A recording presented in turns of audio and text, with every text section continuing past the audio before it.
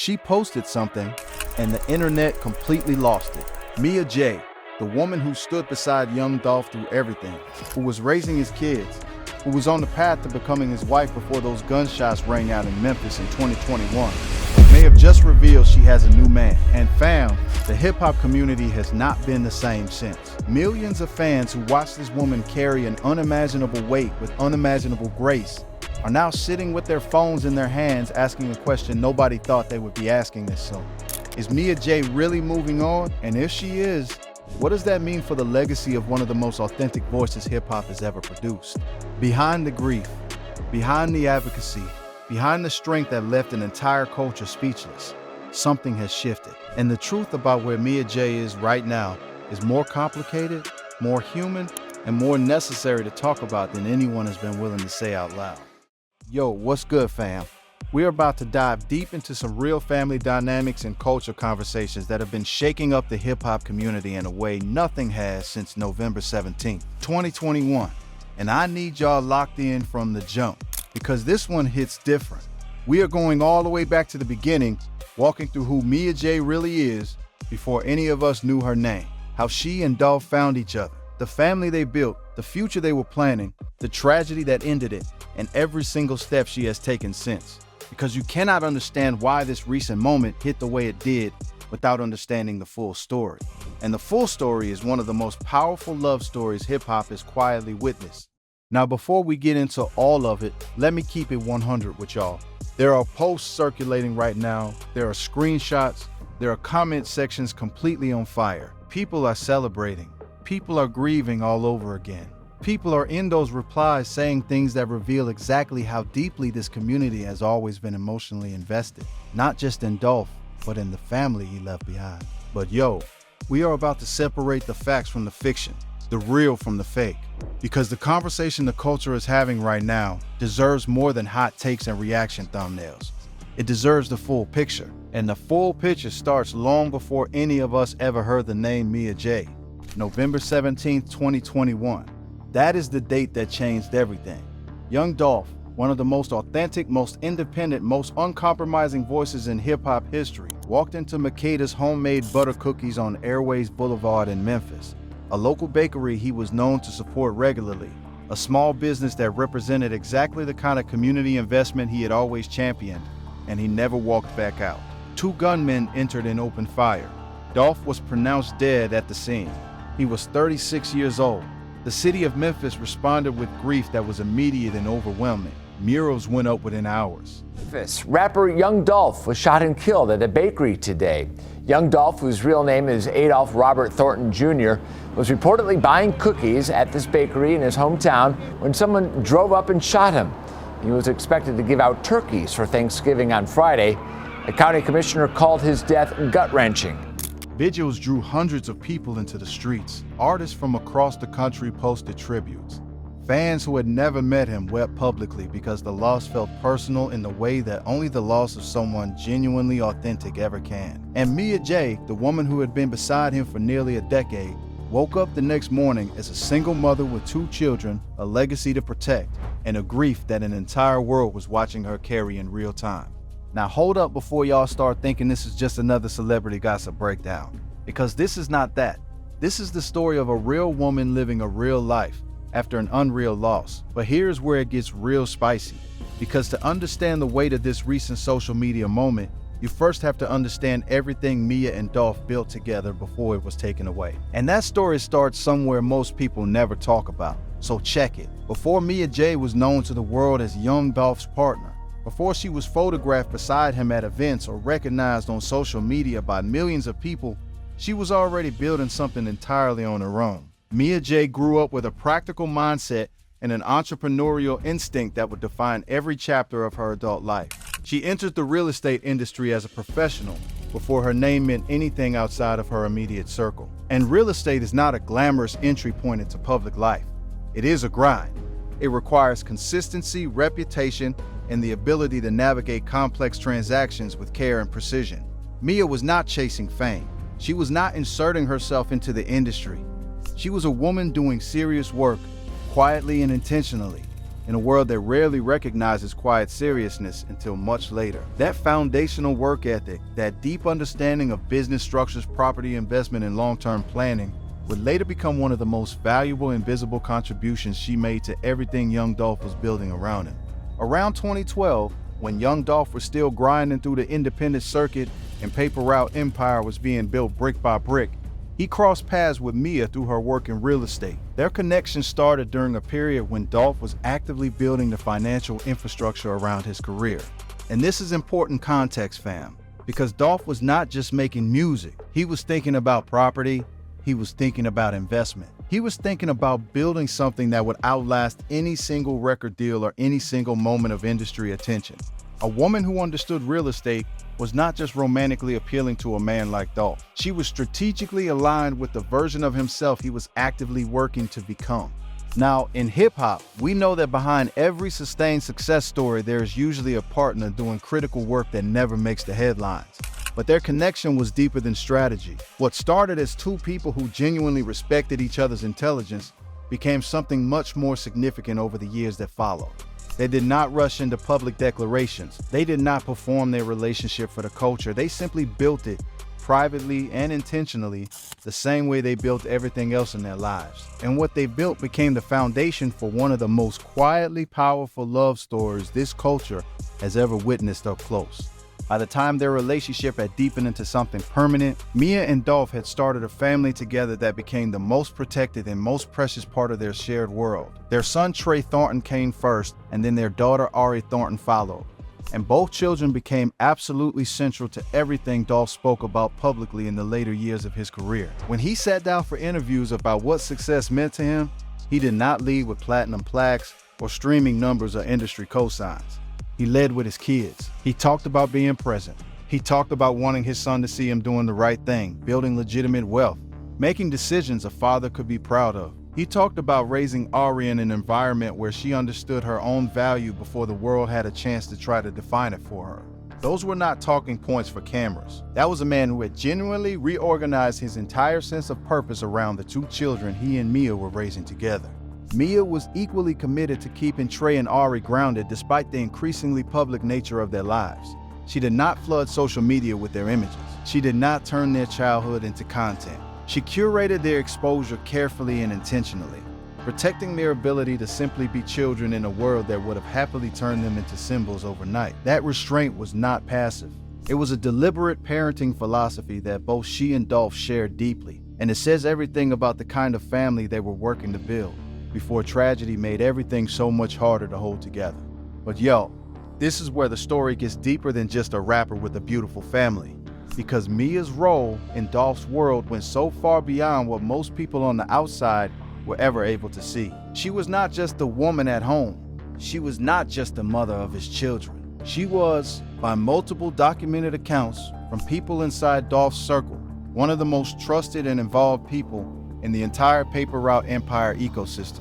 She helped manage important aspects of his affairs. She was involved in conversations about his career direction, his investments, his business relationships, and his community work. When Dolph launched charitable initiatives in Memphis, Mia was not on the sideline applauding. She was in the room contributing to the strategy, helping execute the vision, and making sure the work actually reached the people it was intended to reach. She was present at community events and deeply involved in conversations about giving back to the neighborhoods that produced them both. She understood that Dolph's public identity was inseparable from his community identity, and she helped protect and develop both with a level of care that demanded respect from everyone who saw it up close.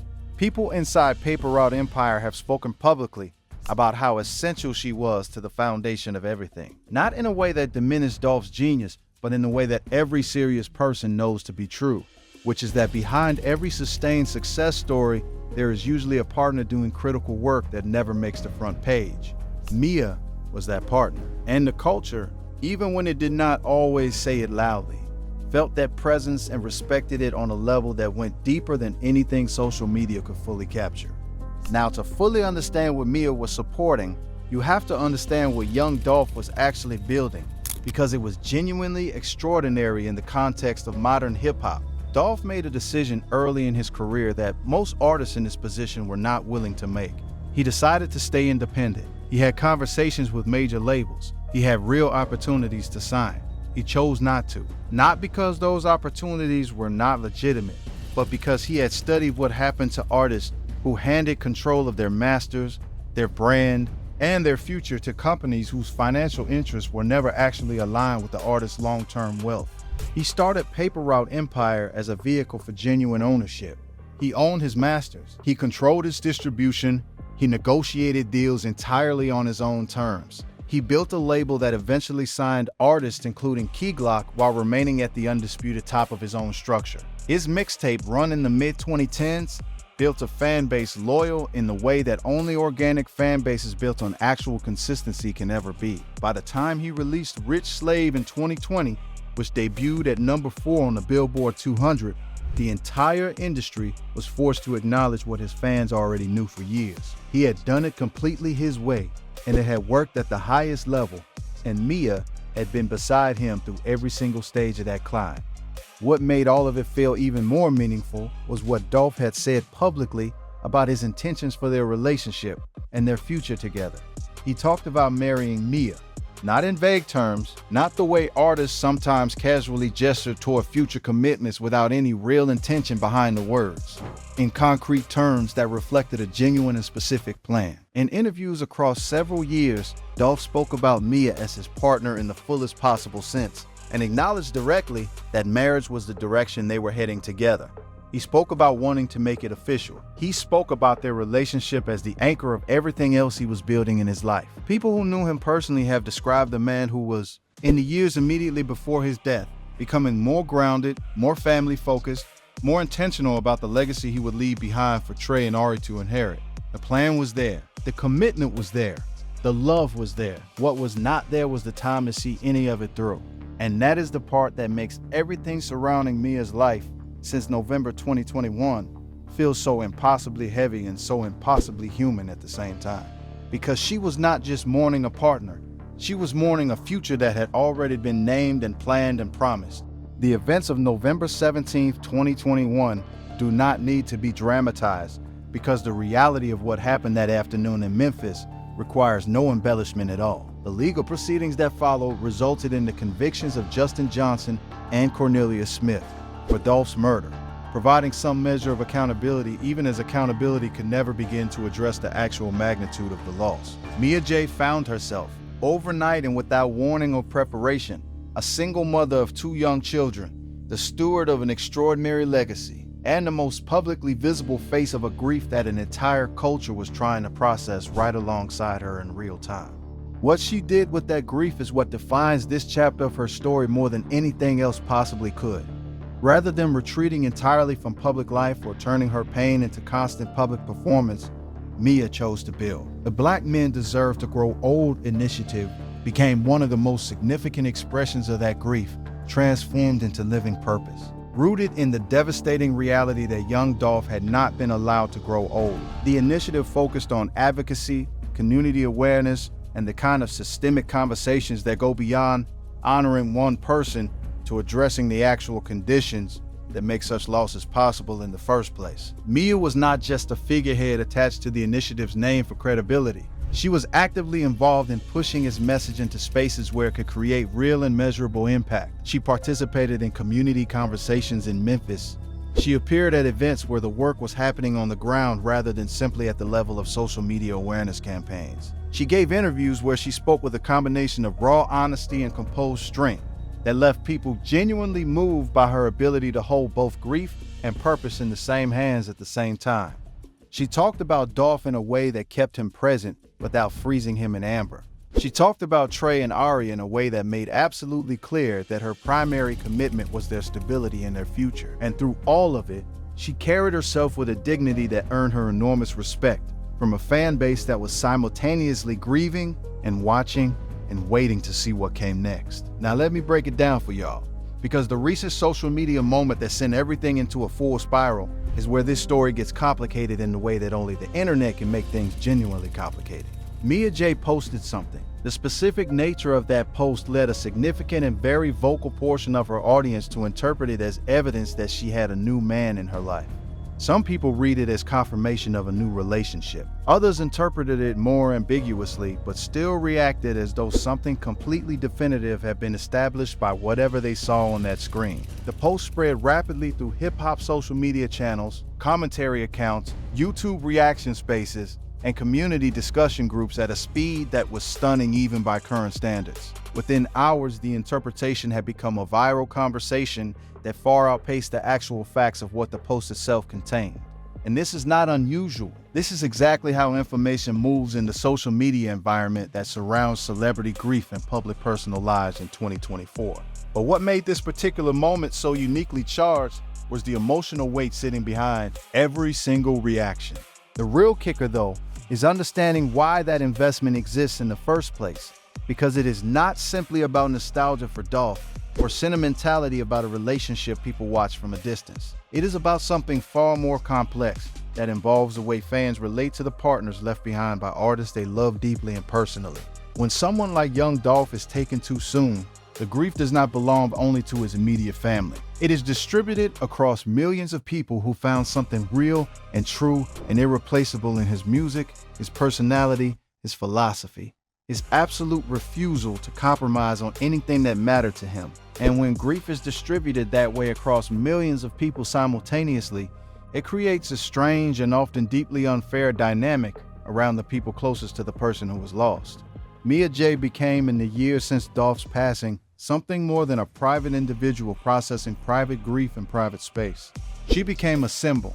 She became the keeper of a story that millions of people felt they had a genuine personal stake in. And so when she does anything that suggests personal movement or personal happiness with another human being, it activates something incredibly complicated in people who are still grieving and who, perhaps without even fully realizing it, have assigned her a role in their own healing that she never agreed to play and never signed up for.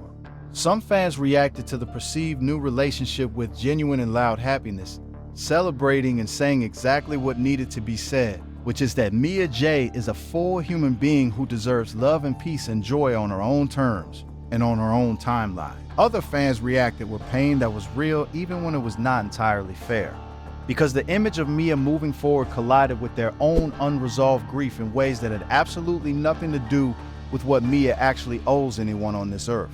For those who have not been keeping up with the conversation around grief and healing, let me educate for a second. Grief is not linear.